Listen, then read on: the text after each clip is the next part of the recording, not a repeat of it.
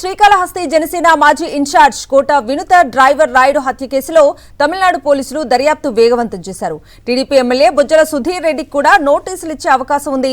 ఇప్పటికే బొజ్జల సుధీర్ రెడ్డి అనుచరుడు సుజిత్ ను విచారించారు పోలీసులు. ఎమ్మెల్యే బొజ్జల సుధీర్ రెడ్డిని కూడా విచారించే అవకాశం ఉన్నట్లుగా తెలుస్తోంది. ఇదే అంశానికి సంబంధించి పూర్తి డీటెయిల్స్ మా ప్రతినిధి మూర్తిని అడిగి తెలుసుకుందాం. మూర్తి,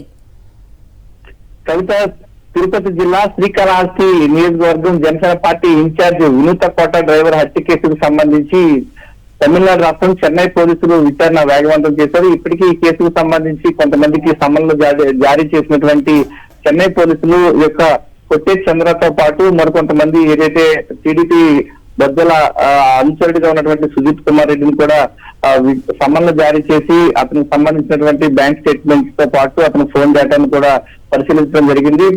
సంబంధించి విచారించడం కూడా జరిగింది. నిన్ననే చెన్నై నుంచి శ్రీకాళహస్తికి చేరుకున్నటువంటి యొక్క 7 వెల్స్ పోలీసులు యొక్క కొట్టే చంద్రను కూడా విచారించి ప్రాథమికంగా యొక్క హత్యకు సంబంధించిన దారితీసిన పరిస్థితులన్నీ కూడా విచారించారు. ఈ యొక్క కేసుకు సంబంధించి కీలకంగా ఉన్న అంశం శ్రీకాళహస్తి ఎమ్మెల్యే బొజ్జల సుధీర్ రెడ్డికి కూడా సమన్లు ఇచ్చేటువంటి అవకాశాలు ఉన్నాయి. దీనికి సంబంధించి సమన్లు ఇచ్చేందుకు సిద్ధం చేశారు.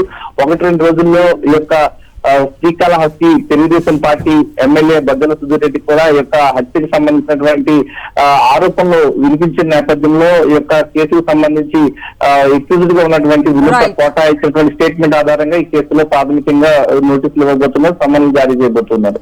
Right Murthy, thank you.